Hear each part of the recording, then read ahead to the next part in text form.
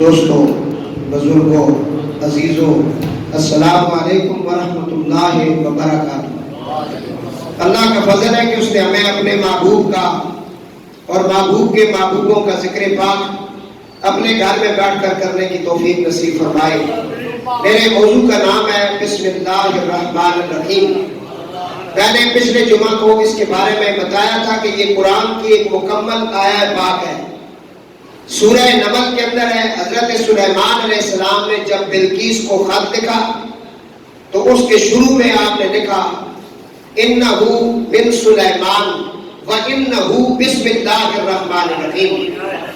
اس کے جو فضائل ہیں بہت کچھ ہے۔ جتنے بھی علماء نے تفسیریں لکھی، سیرت نگاری کی، یا انہوں نے قرآن و حدیث کے بارے میں لکھا، انہوں نے پہلا باب جو پہلا چیپٹر ہے اپنی کتابوں کی جو زینت ہے وہ بسم اللہ کے فضائل سے شروع کی ہے، کیونکہ قرآن کی اندر بھی سب سے پہلے بسم اللہ شریف کی فضیلت بیان ہوئی، بتایا گیا کہ اس کا کیا کیا فضائل ہے۔ وہ آپ حضرات سماعت فرما رہے تھے پچھلے جمعہ کو کہ حضرت داؤد علیہ السلام اور حضرت سلیمان علیہ السلام یہ دونوں باپ بیٹا ہیں اور دونوں اللہ کے پیغمبر ہیں۔ سلیمان علیہ السلام کو پوری دنیا کی سلطنت اللہ نے عطا فرمائی تھی۔ آپ کے پاس ایک تخت تھا، اس کے اوپر آپ سوار ہو جاتے اور اپنی فوج کو بٹھا لیتے اور جہاں اپنے غلاموں کو بٹھا لیتے، جہاں کہیں جانا ہوتا ہوا سے کہتے وہ اڑتی ہوئی چلی جاتی اور آپ اس تخت کے اوپر بیٹھے ہوئے پوری دنیا کی سیر بھی کر لیتے۔ تو وہ حضرت سلیمان علیہ السلام کی خاصیت یہ تھی کہ آپ چھوٹی چھوٹی کیڑیوں سے لے کر بڑے بڑے جو جانور ہیں یا پرندے ہیں ان سب کی بولی جانتے تھے، بولی کہ بھائی یہ اپنی بولی میں کیا کہہ رہا ہے۔ اب یہ خاص علم ہے۔ آج کا فلاسفر وہ چاند پر ضرور پہنچ گیا، اس میں شک نہیں، سورج کے قریب قریب ہے، اس کا علم کہتا ہے کہ کل جہاں طوفان ہوگا، بارش ہوگی نہیں ہوگی، اتنی گرمی پڑے گی نہیں پڑے گی، کیا ہو جائے گا یہ نہیں ہو جائے گا۔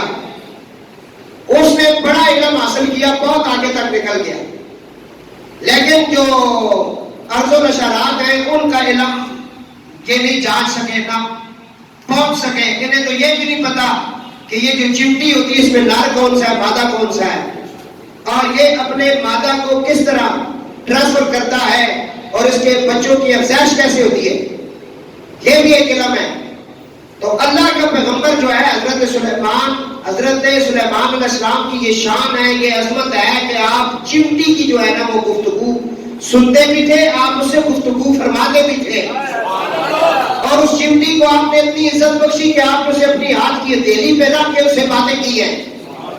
وہ چمٹی جو 3 میل دور پہلے بول رہی تھی اور سلیمان علیہ السلام نے اس کا بولنا سن لیا، تو کیا پتا چلا اللہ کیوں قرآن میں یہ واقعات بیان فرماتا ہے۔ اللہ بتا رہا ہے کہ جو میرے چنے ہوئے لوگ ہوتے ہیں یا جو میرے اپنے محبوب ہوتے ہیں اور جن کو میں نے عزت عطا کیا ہوتا ہے، ان کے لیے میل شیل فاصلہ شاصلہ کچھ بھی نہیں ہوتا۔ وہ جب چاہیں تب چاہیں جدھر چاہیں وہ جدھر کان لگا لیں، جو وہ سوچنا چاہیں سننا چاہیں سب کچھ ان کو میسر ہوتا ہے۔ ان کے لیے یہ دوریاں نہیں ہوتی، اور اس کی ہزار مثالیں موجود ہیں جو اولیاء کی ہیں، صحابہ کرام کی ہیں۔ تو میرے دوستو، سلیمان علیہ السلام جانتے تھے نبی پاک علیہ السلام، اور میں نے پچھلے جمعے میں ایک آیت مبارکہ پڑھی کہ اللہ تعالیٰ فرماتا ہے کہ میں نے حضرت داؤد اور سلیمان علیہ السلام کو خاص علم دیا۔ تو وہ جو خاص علم تھا وہ کیا ہے، وہ آپ نے پچھلے جمعے کو سن لیا کہ اللہ قرآن کریم میں فرماتا ہے کہ میں نے داؤد و سلیمان علما، حضرت داؤد اور سلیمان کو ایک خاص علم دیا تھا۔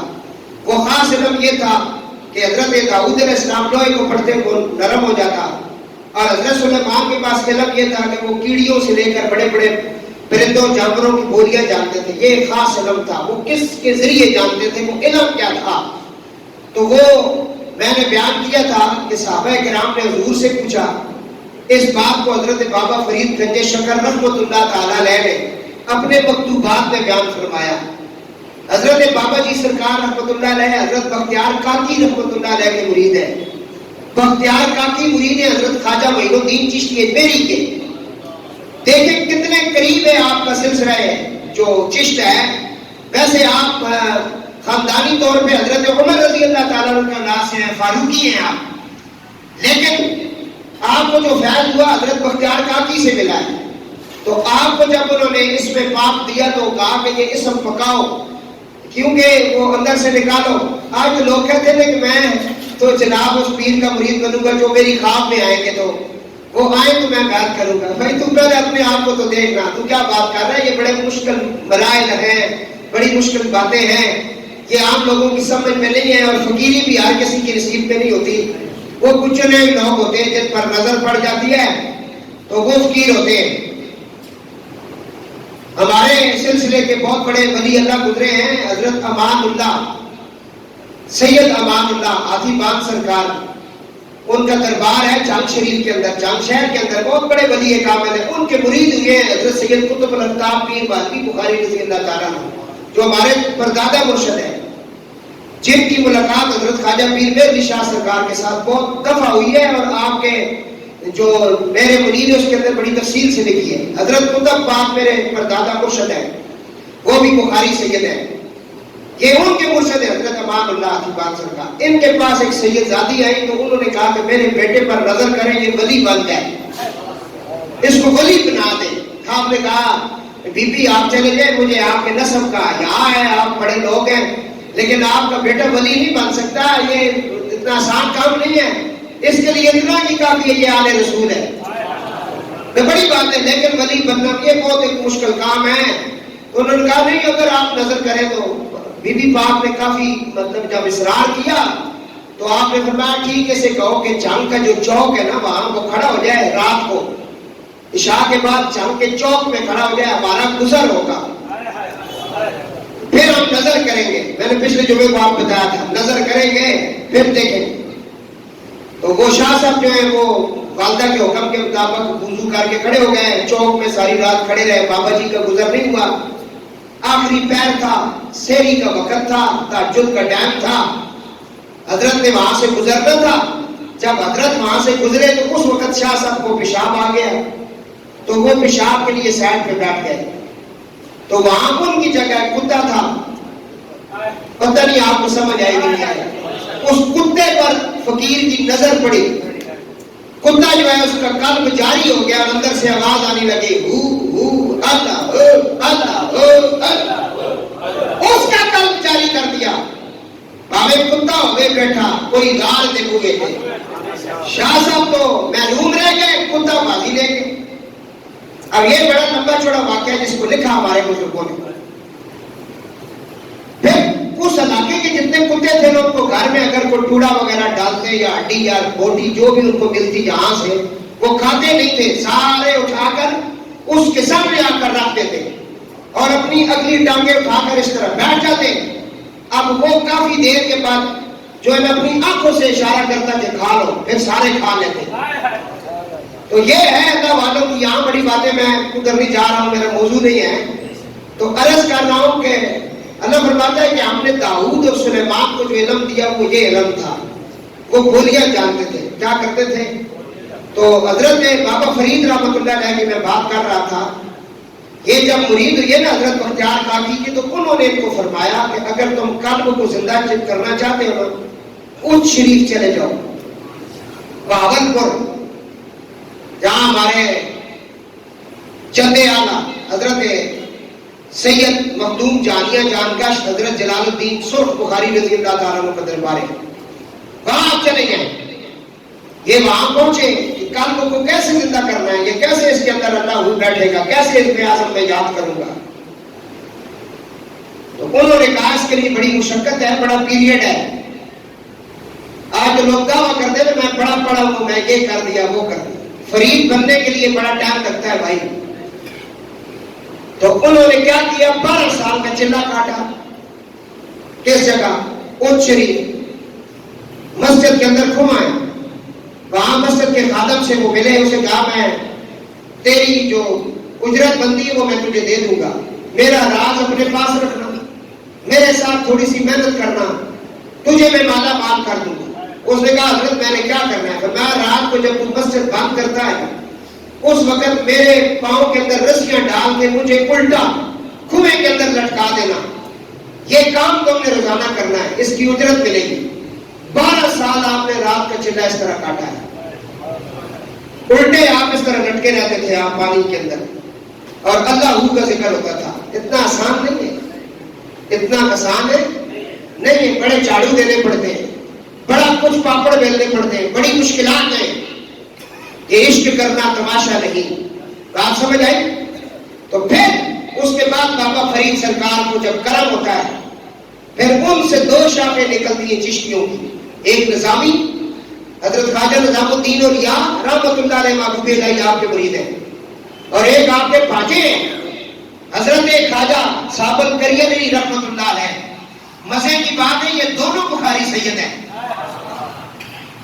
ان کی بہن جو ہے وہ سادات کے گھر میں تھی، حضرت بابا فرید رحمۃ اللہ علیہ، یہ دونوں۔ اب یہاں بہت لمبا ایک سلسلہ ہے۔ پھر حضرت خواجہ نظام الدین اولیاء کی جو لسٹ ہے ولیوں کی، ان کے مریدوں میں حضرت پیر سیال بھی ہے، توفہ شریف بھی ہے، میرا شریف بھی ہے، بڑے بڑے اولیاء ہیں جو میں پاکستان کے نام گر رہا ہوں۔ سب سے بڑی گدی آستانہ عالیہ گولڈا شریف بھی ہے، یہ ان کے مریدوں میں آ رہے ہیں۔ 350 سے زیادہ گدیاں پاکستان میں تھی جو ان کے سلسلے سے آئے۔ حضرت خواجہ صابر پاک کلوی تھے، ان کا سلسلہ بھی بہت لمبا، ان کے مریدوں میں خواجہ کلیامی بھی ہے، الدین کلیامی ہے۔ ان تو لوگ بس وہ پتہ ہی نہیں نا یہ چیز کیا ہے، یہ فکر کیا ہے۔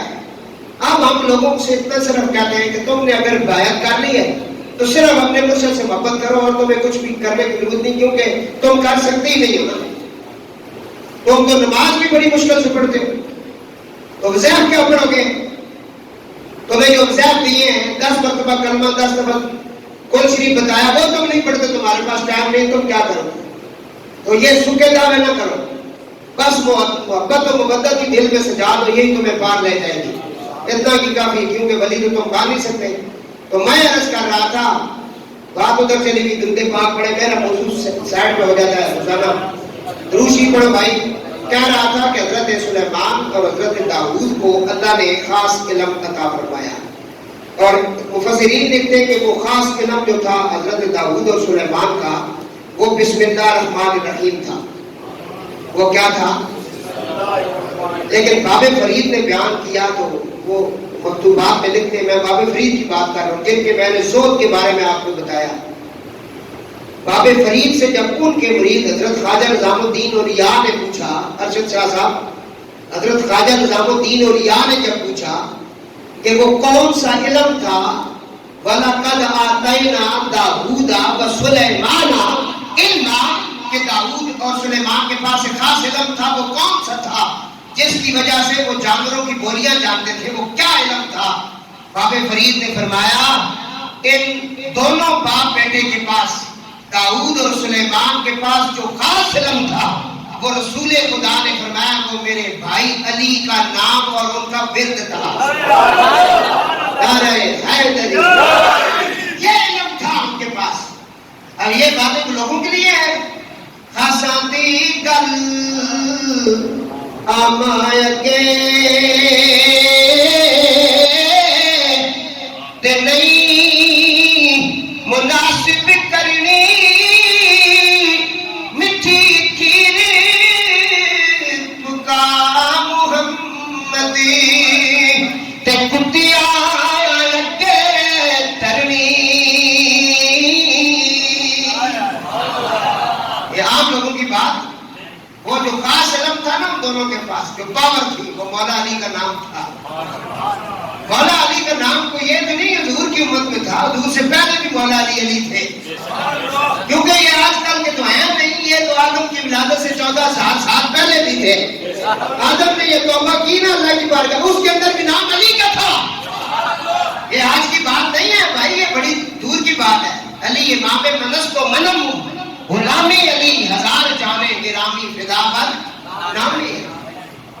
چلو کچھ آپ کو فیصلہ، اس طرح وہ جانوروں کی بولیاں جانتے تھے نا جن کا نام لے کے، وہ نام والا کیوں نہیں جانتا تھا؟ تو یہودیوں نے کہا کہ آپ مولا علی سے کہا، حضرت عبداللہ ابن عباس اس کو بیان کر، تفسیر بدری ثناء الانوار 29 سے لکھا۔ اور جلد نمبر 7 ہے، صفحہ نمبر 104 ہے جس کے اوپر یہ بات موجود ہے۔ انہوں نے کہا جی مولا علی آپ کا نام لے کے وہ اتنا کچھ جانتے تھے، تو آپ ذرا بتائیں یہ کمبر ایک چڑیا ہے، چھوٹا سا پرندہ، یہ کیا کہتا ہے اپنی بولی میں؟ مولا علی نے کہا بس یہ کہتا ہے اللہم الہم مبغضی محمد و مبغضی آل محمد، اے اللہ لعنت بھیج ان پر جو محمد و آل محمد پر ان کے ساتھ بغض کرتے ہیں۔ یہ تو لعنت بھیجنے آیا، بس اس کا کام ہی ہے کہ منکروں پر لعنت بھیجتا رہتا ہے۔ تو کبھی کبھی آپ بھی ان پر لعنت بھیج دیا کریں تاکہ اس پرندے کے ساتھ آپ کا بھی شمار ہو جائے۔ ہاں جی، لعنت اللہ علیکم دشمنانے، پتہ نہیں زباناں تالے لگ گئے بابا سے بلند کیا دے، لعنت اللہ علیکم دشمنانے، لعنت اللہ علیکم دشمنانے، کبتی اندھیری ہوئے گی، کملی والے دی بارگاہ دے اندر سانو پیش کیتا جائے گا۔ حضور فرمان کے فرشتے ہو چھڑ دیو، اے تے او غلام ہے جڑا کہندا سی لعنت اللہ علیکم دشمنانے۔ آج یہ بس موضوع پہ میرا دماغ رکھا کریں۔ تو پھر ایک بندہ اٹھا تو اس نے کہا جی یہ جو مرغا ہے، مرغا ایسا گار ککڑ ایک ہے اپنا اپنی بولی دے وچ، تو سر کہا ککڑ بولنا نظام دینا، اللہ مرغا اس کو نظام دیتا ہے جب اس کو فرشتہ نظر آتا ہے۔ کیا نظر آتا ہے؟ سفید رنگ کا مرغا گھر میں رکھنا یہ سنت ہے، ٹھیک ہے؟ تو کہا یہ کیا کہتا ہے؟ اب کوئی بتائے گا یہاں اتنا بڑا کوئی عالم ہے؟ وہ ایک ہی تھا جس نے کہا سلونی، زمینوں کے اندر عرش کے اوپر جو کچھ بھی ہے پوچھو ہم بتائیں، والی ہے جو اتار ہے۔ جب سارے عاجز ہو جاتے تھے وہاں مولا علی ان کو مسئلہ بتاتے تھے۔ یہودی نے سوال کر دیا، اس نے کہا حضور یہ بتائیں کہ یہ پرندہ کیا کہتا ہے؟ آپ نے فرمایا یہ اپنی بولی میں کہتا ہے اذکروا اللہ یا غافلون، اے غافلو اللہ تعالیٰ کو یاد کیا کرو۔ وہ کوئی کڑائی سے کھانی اتنا پسند ہے میری گل بھی سنو، اذکروا اللہ۔ ایک بندہ کہنا ہے مولوی ککڑ منہ کھا دے، میں کہا زان بھی مولوی دے دے، تیرا پیو تو نہیں دینا ہے جی، ککڑ دے کھانے لیکن وہ ککڑ کھانے نے مولوی بھی مار گیا تے کھلانے والے بھی مار گیا۔ نہ سچی گل ہے، نہ وہ ککڑ رہے نہ وہ بندے رہے نہ کھلان والے رہے، اور تو سارا کام بھی آرٹیفیشل ہے۔ ہاں جی بڑا بڑھایا جب نہ پتہ نہیں کہ کھلانے پہ تو سب۔ میرا ایک دوست انگلینڈ کا ہے تو اسی کھانا کھانے سے چلے گیا، بٹ کڑائی بڑی مشہور ہے جی، اتنے اسی بیٹھے تو میں آ یار منگاؤ کے پکانے، ہو سکے جی مرغے سے مرغے کے علاوہ کوئی چیز نہ منگانا۔ میں کیا ہو سکا وہاں پاکستانیوں نے گوشت میں یقین ہی کوئی نہیں، کتے نے کھلانے پہ بھی آپ ہوتے نا، اور یہ سچ ایک دوسرے اسلام آباد کے بڑے بڑے ہوٹلوں کے اندر کتے کا گوشت، بڑی بڑی ویڈیو ان کی پکڑی گئی، بڑا کچھ پکڑا گیا، کتوں کو ذبح کر کے ان کا گوشت کھلایا جاتا ہے، گدے ذبح کر کے کھلایا جاتا ہے۔ اس واسطے تک سن کے گوشت کھادا کرو۔ تو سمجھ آئی کہ نہ آئی؟ ایک عرض کے کر ایسا درود پاک پڑھو۔ فرمایا یا علی کہ ککڑ کے اپنا فرمایا اذکروا اللہ یا غافلون، یہ کہنا اللہ کا ذکر کرو غافلو۔ فرمایا تے گھوڑا جڑا اے اپنی جس ویلے بہو شور پانا تے یہ ہناٹ ہوتی ہے اس کی بولتا ہے، یا علی یہ گھوڑا کیا کہتا ہے؟ فرمایا گھوڑا کہتا ہے سبوح قدوس رب الملائکہ، سبوح قدوس رب الملائکہ، یہ دے اندر یہ شانہ بیان کرتا۔ درود پاک اچھا پڑھو، درود پاک۔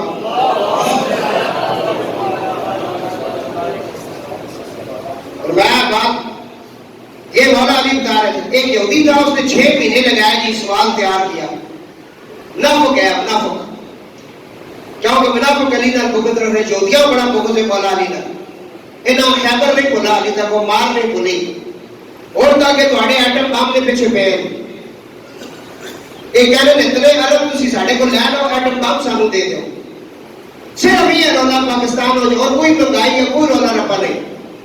اے جڑی تواڈے پاس پاکستان میں مہنگائی ہے، بلوچستان میں دنیا مر رہی ہے، غربت ہے، دن ب دن ڈالر ہوتے جلنا پیا، صرف اور صرف اس واسطے کہ تواڈے کول کیے ہوئے ایٹم بم ہے، جیڑا برطانیہ جتنے بھی یہودی اے بھی ہو گیا، اس تو علاوہ ایک لال پرے بیٹھے ہندو، انہوں اکھاں اڑکنا کے ایٹم بم وہ تاں تو جڑا لوگ مسائل چنا گھیرے آ کہ کسی طریقے سے ساری گل مان لو، لیکن میں دعا کرنا اللہ ساڈے جرنیلاں نوں وہ شان عطا کرے کہ یہ ایٹم بم کی حفاظت فرماؤ، یہ نہ فرمائی تو پھر گولڈے والا فرما کے ہے جی گل کوئی نہیں، پہلے بھی فرماتے رہے ہیں اگے بھی فرماتے رہے سا، کیونکہ ایٹم بم بھی انہوں نے پیو نہیں، یہ بھی ولیاں دیتا، پاکستان بھی ولیوں نے دیا ہے، کہ پاکستان فیضان ہے اولیاء کاملین کا۔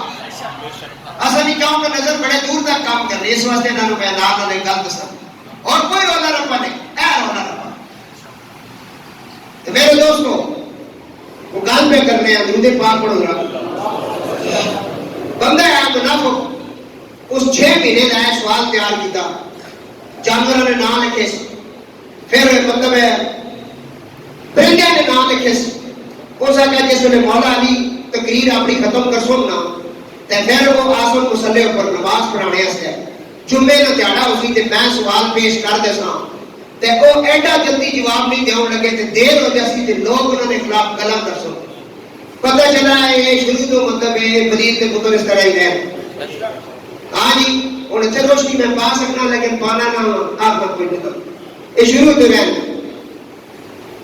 ہاں ہاں سچی گل ہے، جیسا گھر دوسری دفعہ سالن نہ ملے نا وہ بھی مسیتی جان کے تماشے لانا، اس کا زور مسیتی بھی چلنا، تو پاوے گھر دو پکا کوئی لاؤ نہیں نہ دینا، اس سچیاں گلا کرنا میں اتنے 6 جو پکے لا کے بیٹھے تو نہیں بڑے دلیر بڑے جڑے ہے جی اتنے آجزی نال گاؤ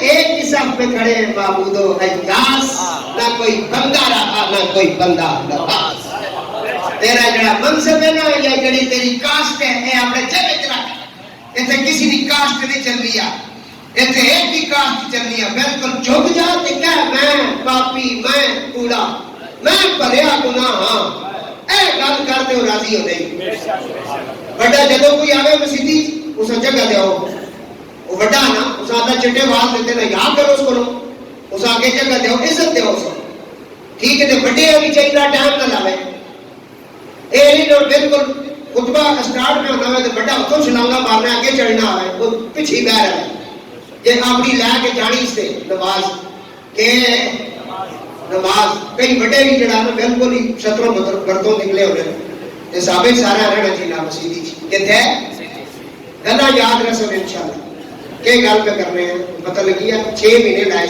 کتنے صرف اس گلا سے کہ یار مولا علی میں سوال پیش کر سا انہوں نے جواب دے نہیں سکنا، دیر ہو گئی سی تے پیچھے نمازی بول پہ سناؤ جی تک کوئی ٹائم ہوئی گا دینا نماز نہیں پڑھائی کیا پتا نہیں، یہ شروع تو کام چلنا ہے 1450 سال ہو کتنے اور بندے لوگ پتروں اس 6 مہینے لا چھوڑے، لیکن یہ نہیں پتہ ٹکر کس نال گرنا میں جس لیے آپ مسلح پر آئے نا نماز ہستے نماز صفحہ سے کیا کرو، وہ اگے رہا سکتا جناب پہلے سوال میں جواب دو، آپ فرمایا سوال کو رکھ تیرا سوال بھی میں سنا دینا جواب بھی دے دینا، فرمایا تو یہ نہیں پتا انا مدینۃ العلم و علی بابها کتنے لکھا رہا ہے فرمایا اتھے جا سوال، یہودی نے کہا میرا سوال کہ آپ نے فرمایا تم پوچھنا یہ چاہتے ہو کون سے جانور بچے دیتے کون سے جانور انڈے دیتے، تو نے صاحب کے نام لکھے ہوئے ہیں اور ان سے علیحدہ مجھ سے پوچھنا چاہتا ہے، سن جن کے کان زہر ہیں وہ بچے دیتے ہیں، جن کے کان چھپے ہوئے وہ انڈے دیتے ہیں، کیونکہ نعرے کا کام بھی ماں ہی کرنا ہے، قوم بڑی لاٹھی تھکی ہے ترٹی ہے، انہوں کو اتنا بھی نہیں ہونا کہ مولا علی نے نہ کہے، تو دوستو یہ نام ہی نام علیہ نصیب ہونا، عرض کر رہے ہیں بسم اللہ، آج بسم اللہ کی گل چلنی تھی، سلیمان تے داؤد ہے جڑا خاص علم دیتا گیا وہ بسم اللہ نے علم ہے، تے بسم اللہ کی بان جڑا نقطہ ہے وہ مولا علی ہے، درود پاک واہ واہ، بسم اللہ شریف سے کیوں اللہ نے آغاز کیا، اس اس کی بات یہ ہے، اس کا پہلا جواب تو مفسرین کہتے ہیں کہ یہ ہے کہ جب سب سے پہلے اللہ تعالیٰ نے حضرت آدم علیہ السلام کی پشت سے اس امت کو، اس مخلوق کو نکالا چمٹیوں کی طرح، یہ وہاں سے نکلے، ان کو اللہ نے ایک مقام پر میدان عرفات میں جمع کیا، ان سب کو، ساری مخلوق تسی میں سی گرائی سارے کے موجود ہیں۔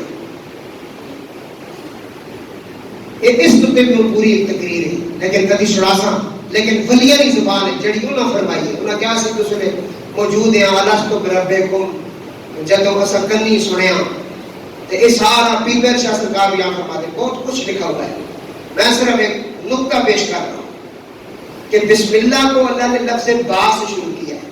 کہاں سے شروع کیا؟ با سے۔ کسی اور لفظ سے بھی شروع کر سکتا تھا، با سے کیوں شروع کروایا؟ فرمایا جب اللہ نے عالم بالا کے اندر آپ سے ملاقات کی، آپ سب سے، تو اس نے آپ سب سے پوچھا تھا الستو بربکم، کیا میں تمہارا رب ہوں؟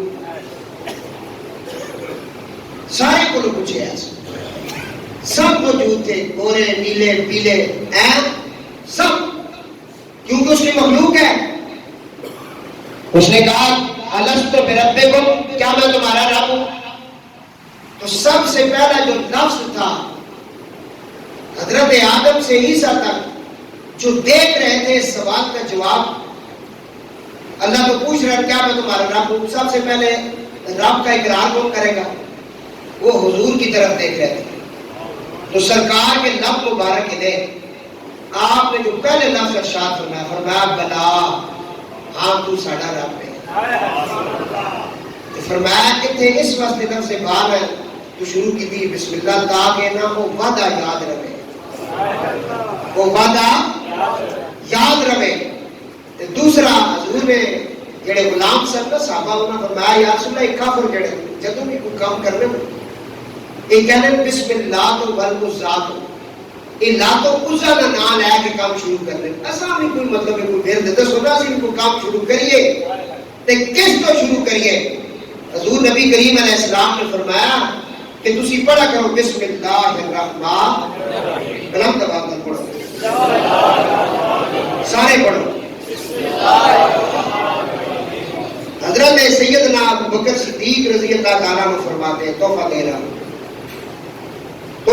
ہوں جناب سیدنا صدیق اکبر فرماتے ہیں جس شخص نے ایک بار صرف کہا بسم اللہ الرحمن الرحیم، اللہ تعالیٰ اسے 10,000 نیکی عطا فرماتے ہیں۔ چلو یہ تو یاد ہے کتنی نیکیاں پڑھو، بسم اللہ الرحمن الرحیم۔ مزے نکال، اس بسم اللہ کے اندر ایک اللہ کا ذاتی نام ہے، باقی دو صفاتی نام ہے، انہاں نامہ نہیں پھر کے اپنی شان ہے۔ فرمایا جیڑا شخص اے پڑھے اللہ اسا 10,000 نیکی عطا فرماتے ہیں۔ بسم اللہ الرحمن الرحیم۔ اور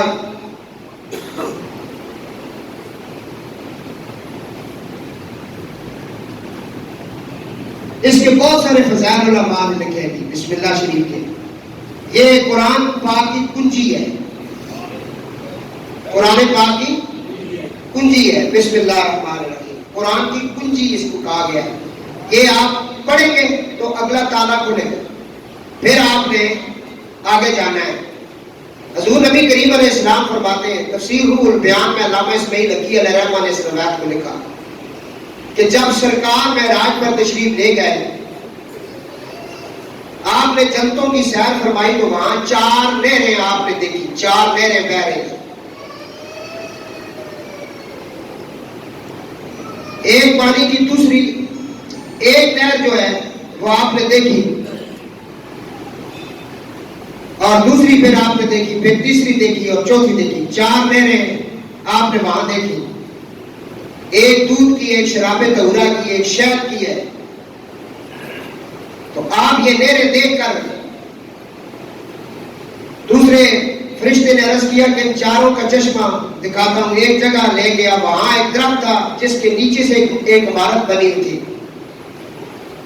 اور دروازے پر قفل پڑا ہوا تھا، جہاں سے وہ نہریں نکل رہی تھی نا، ان کے پیچھے میں کمرہ بنا ہوا تھا، اس کمرے کو تالا لگا ہوا تھا جنت کے اندر۔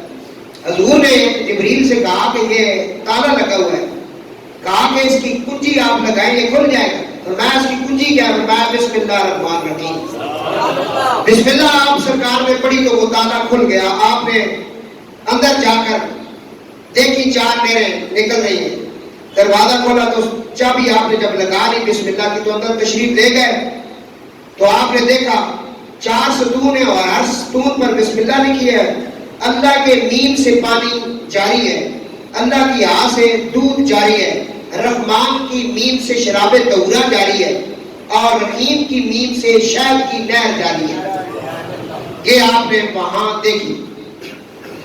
اندر سے آواز آئی ہے میرے محبوب صلی اللہ علیہ وسلم، آپ کی امت میں سے جو شخص بسم اللہ الرحمن الرحیم پڑھے گا اس کو یہ 4 نہریں میسر ہوں گی، یہ 4 نہریں اس کو جنت کے اندر ملے گی۔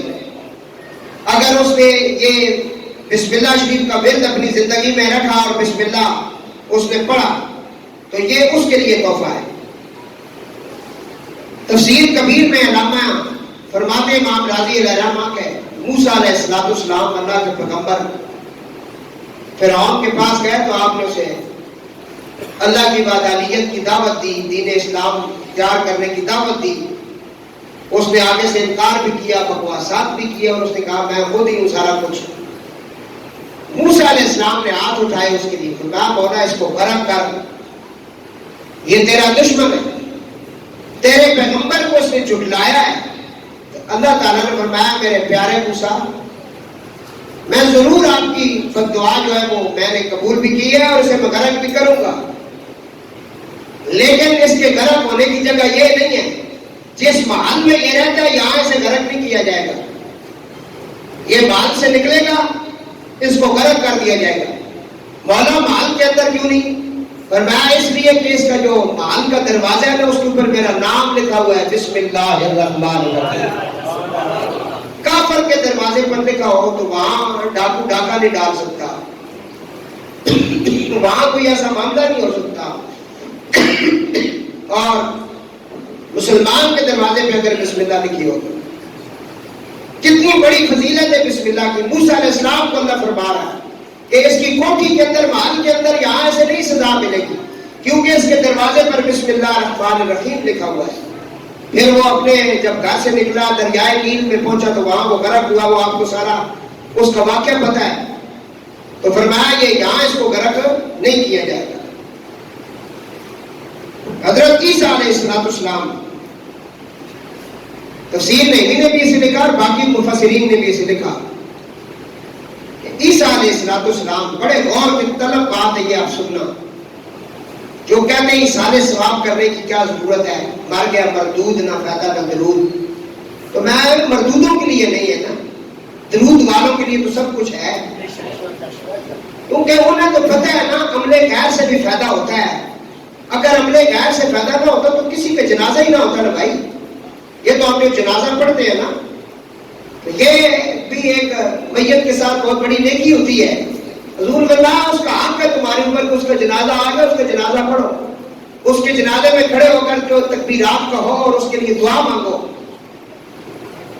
ظاہر ہے وہ دعا جو مانگنے والے ہیں وہ سب کا عمل ہے، اس کا تو نہیں ہے نا، یہ اس کے لیے مانگ رہے ہیں۔ اللہ کا پیغمبر ہے حضرت عیسیٰ روح اللہ علیہ السلام ہے۔ توجہ کے ساتھ آج دیکھنا مقام مصطفیٰ کیا ہے، میں پیش کروں۔ موسیٰ علیہ السلام حضرت عیسیٰ علیہ السلام قبرستان سے گزرے، قبرستان میں سے آپ جب گزرے تو دیکھا ایک قبر میں عذاب الہی ہو رہا ہے، آپ جلدی جلدی وہاں سے گزر گئے، آگے آپ نہر پر گئے، وہاں آپ نے استنجا فرمایا، وضو فرمایا، وہاں سے جب آپ واپس آئے اس قبر سے عذاب اٹھا دیا گیا اور وہ میت جنت کے اندر ٹہل رہا ہے۔ کس نے دیکھا؟ عیسیٰ علیہ السلام۔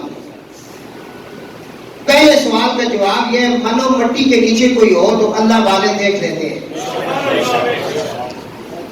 انہیں پتہ ہوتا ہے یہ تھے عیسیٰ علیہ السلام جو عذاب دیکھ کر گزر گئے، رکے نہیں، کھڑے نہیں ہوئے۔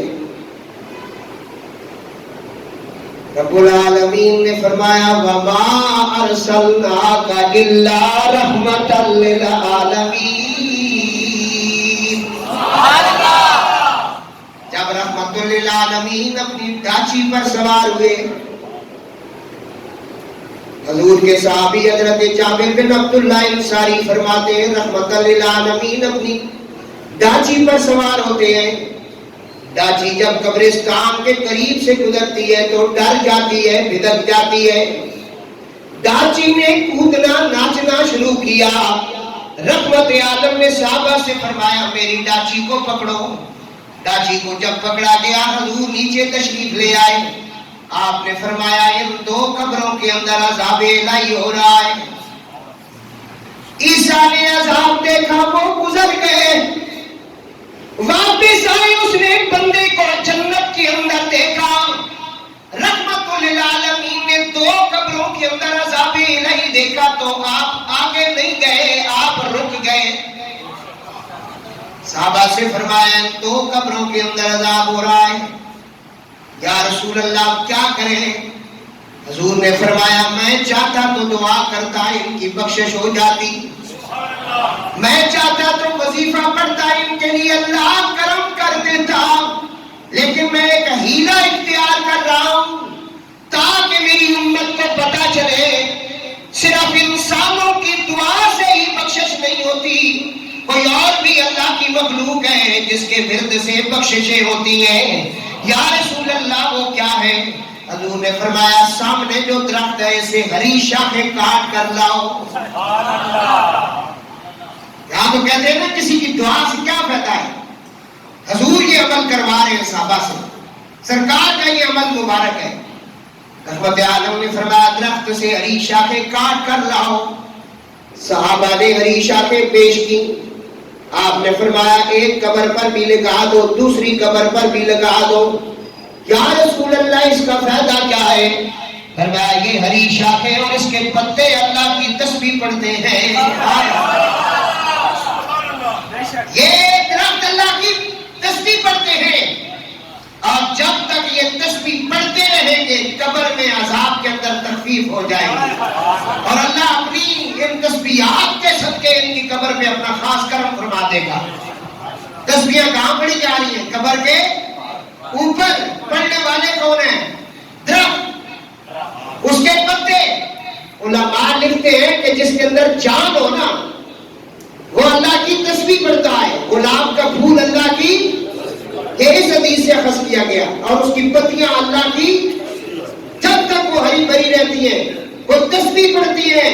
جب بھی تم اپنے پیاروں کی قبر پر جایا کرو وہاں گلاب کی پتیاں لے جایا کرو، تھوڑی دیر وہ اس کے اوپر ڈالا کرو حضور کی سنت سمجھ کر، کیونکہ یہ تسبیح پڑھتی ہیں۔ اور چھوٹے چھوٹے پودے جو ہوتے ہیں پھولوں کے، سب برکہ پھول ہوتے ہیں، اس کے پھول آپ قبروں کے اوپر لگایا کرو، اوپر سے قبر کچی رکھا کرو، اس کے اوپر یہ لگایا کرو، یہ اللہ کی تسبیح پڑھتے ہیں۔ اور جو گولو جسے کہتے ہیں نا، گولو پتھر، یہ ڈھونڈ کے قبر کے اوپر رکھا کرو، یہ اللہ کی تسبیح پڑھتے ہیں۔ کوئی ایسی چیز نہیں جو تسبیح نہیں پڑھتی۔ پتہ چلا انسان تسبیح پڑھے تو وہ تو بدرجہ اولا دور کی بات ہے، اگر یہ عام مخلوق اس کی تسبیحیں بھی پڑھی جائیں تو بخشش ہو جاتی ہے۔ حضور کرتے، حضور آگے سے نہیں گزرے، حضور رک گئے، آپ نے کہا یہاں ہری شاخیں لگا دو، یہ تسبیح پڑھیں گے۔ کیا کریں گے؟ تو آپ یہ عمل کیا کریں اپنے قبرستان میں، ہمیں تو فائدہ ہوتا ہے بھائی۔ ہمارے مفسرین محدثین نے یہاں تک لکھا کہ جب آپ دفن کرتے ہیں نا میت کو، چلو مسئلہ ہی سن لیں، دفن کرنے کے بعد سارے جب قبرستان چھوڑ جائیں تو اس کا جو اپنا ہے نا قریبی، جو میت کا اپنا قریبی ہے، جو تھوڑا بہت دین بھی سمجھتا ہے، وہ رک جائے، سارے جب نکل جائے نا وہ رک جائے، اور تھوڑا سا 10 قدم کو بھی قبرستان کو چھوڑ دے۔ کتنا عمل میں بتا رہا ہوں، ہمارے شریعت نے لکھا، میرے والد محترم نے اپنے وصیت نامے میں میرے لیے لکھا تھا، میں بتا رہا ہوں، جمعے کا دن ہے، مسجد ہے اور ممبر رسول ہے، پیش کر رہا ہوں، تحفہ دے رہا ہوں، یہ بتاؤ اپنے گھروں میں 10 قدم وہ بندہ بھی قبرستان چھوڑ دے جس نے وہاں عمل کرنا ہے، جو ہی وہ قبرستان 10 قدم چھوڑے گا نا، نکیرین قبر میں آ جائیں گے۔ جس وقت آپ قبرستان چھوڑتے ہیں نا میت کو دفن کر کے، اس وقت میت جو ہے وہ جناب میں شامل ہونے والوں کے قدموں کی آہٹ سنتا ہے، ان کی آواز سنتا ہے قبر میں، حدیث پاک پڑھ رہا ہوں، اور وہ شور کرتا ہے مجھے کہاں چھوڑ کے جا رہے ہیں۔ جب تم قبرستان چھوڑ دیتے ہو پھر نکیرین آ جاتے ہیں۔ انسان اچھا ہو، عاشق رسول ہو، تو پھر اس کے سامنے جب نکیرین آتے ہیں تو اچھی صورت میں آتے ہیں۔ بندہ گستاخ ہو تو اس کے سامنے وہ بہت مطلب ڈراؤنی شکل بنا کے لاتے ہیں، اس کو دیکھ کر ویسے ہی بندہ بے ہوش ہو جاتا ہے۔ کہا کہ جب تم قبرستان چھوڑو گے 10 قدم تو پھر واپس آ جاؤ، کیونکہ نکیرین آگے وہ اس کو سلام کر رہے ہیں اور اس پر سوال کر رہے ہیں۔ تم کھڑے ہو جاؤ، اس کے سرانے کی طرف، کعبے کی طرف منہ کر رہو، اذان شروع کر دو۔ کیا شروع کرو؟ کیونکہ جب اذان ہوتی ہے نا تو شیطان بھاگ جاتا ہے، وہ مداخلت نہیں کر سکتا۔ تو جب آپ اذان دیتے رہیں گے وہ مداخلت نہیں کر سکے گا، اندر سوال جواب چل رہے ہیں، ویسے وہ مداخلت کرتا ہے، وہ چھوڑتے ہی نہیں ہے، اس نے مہلت مانگی ہے۔ محدثین نے کہا کہ یہ تم جو ہے نا، ہمارے فقہا نے کہا کہ یہ کام کرو، یہ مستحب عمل ہے، اذان دو، جتنی دیر تم اذان دیتے ہو اتنی دیر، لیکن اذان دینے سے پہلے آپ نے کام کرنا ہے، اذان دینے سے پہلے کام کرنا ہے۔ آپ قبر پہ واپس جب آئے ہیں نا، آپ کی پیٹھ کعبے کی طرف ہونی چاہیے، یہ قبر ہے، یہ قبر ہے، آپ نے یہاں بیٹھنا ہے، ویسے بھی آپ نے یہاں ہی بیٹھنا ہے، یہ طریقہ ہے۔